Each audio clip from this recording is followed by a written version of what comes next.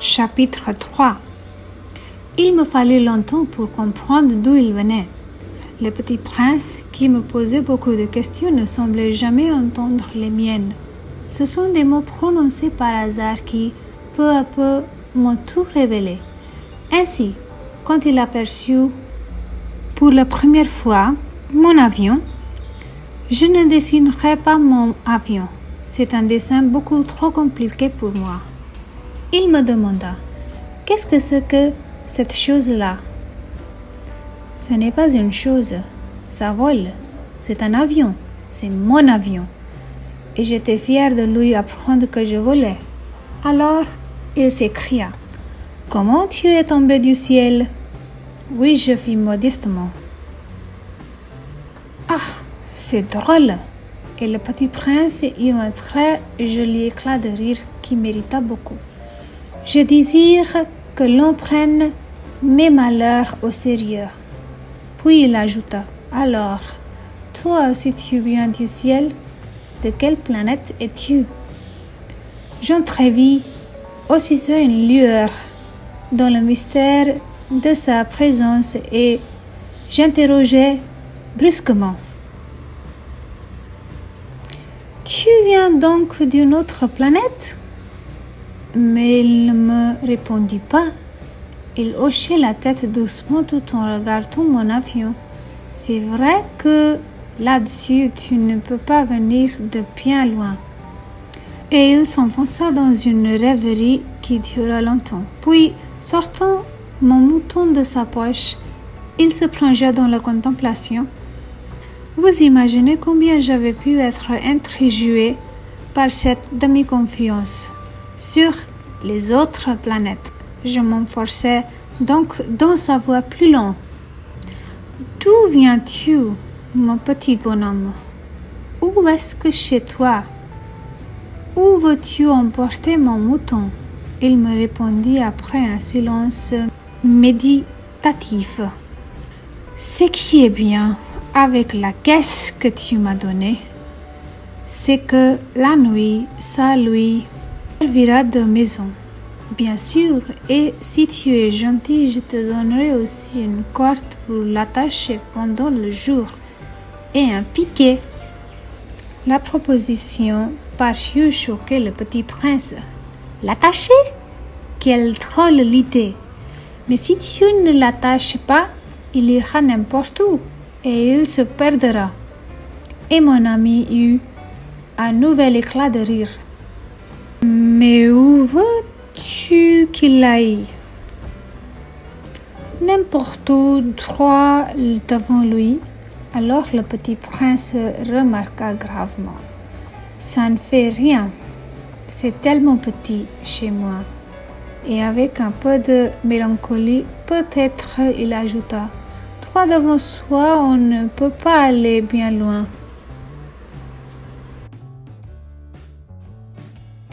Chapitre 4. J'avais ainsi appris une seconde chose très importante, c'est que sa planète d'origine était à peine plus grande qu'une maison. Ça ne pouvait pas m'étonner beaucoup. Je savais bien qu'en dehors des grosses planètes comme la Terre, Jupiter, Mars, Vénus, auxquelles on a donné des noms, il y en a des centaines d'autres qui sont quelquefois si petites qu'on a beaucoup de mal à les apercevoir au télescope. Quand un astronome découvre l'un d'elles, il lui donne pour nom un numéro. Il l'appelle par exemple l'astéroïde 3251. J'ai de sérieuses raisons de croire que la planète d'où venait le petit prince est l'astéroïde B612. Cet astéroïde n'a été aperçu qu'une fois au télescope en 1909 par un astronome turc. Il avait fait alors une grande démonstration de sa découverte à un congrès international d'astronomie. Mais personne ne l'avait cru à cause de son coutume. Les grandes personnes sont comme ça. Heureusement, pour la réputation de l'astéroïde B612, un dictateur turc imposa à son peuple, sous peine de mort, de s'habiller à l'européenne. L'astronome refit sa démonstration en 1920 dans un habit très élégant. Et cette fois-ci, tout le monde fut de son avis. Si je vous ai raconté ces détails sur l'astéroïde B612 et si je vous ai confié son numéro, c'est à cause des grandes personnes. Les grandes personnes aiment les chiffres. Quand vous leur parlez d'un nouvel ami, elles ne vous questionnent jamais sur l'essentiel. Elles ne vous disent jamais quel est le son de sa voix, quels sont les jeux qu'il préfère, est-ce qu'il collectionne les papillons. Elles vous demandent quel âge a-t-il, combien a-t-il de frères, combien pèse-t-il, combien gagne son père. Alors, seulement elles croient le connaître. Si vous dites aux grandes personnes « J'ai vu une belle maison en briques roses avec des géraniums aux fenêtres et de colombes sur le toit », elles ne parviennent pas à s'imaginer cette maison. Il faut leur dire « J'ai vu une maison de 100 000 francs ». Alors, elles s'écrient « Comme c'est joli !» Ainsi, si vous leur dites la preuve que le petit prince a existé, c'est qu'il était ravissant, qu'il riait et qu'il voulait un mouton.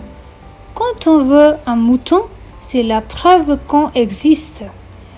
Elles hausseront les épaules et vous traiteront d'enfants. Mais si vous leur dites la planète d'où il venait est l'astéroïde B612, alors elles seront convaincues et elles vous laisseront tranquille avec leurs questions. Elles sont comme ça. Il ne faut pas leur en vouloir. Les enfants doivent être très indulgents envers les grandes personnes. Mais bien sûr, nous qui comprenons la vie, nous nous moquons bien des numéros. J'aurais aimé commencer cette histoire à la façon des contes de fées.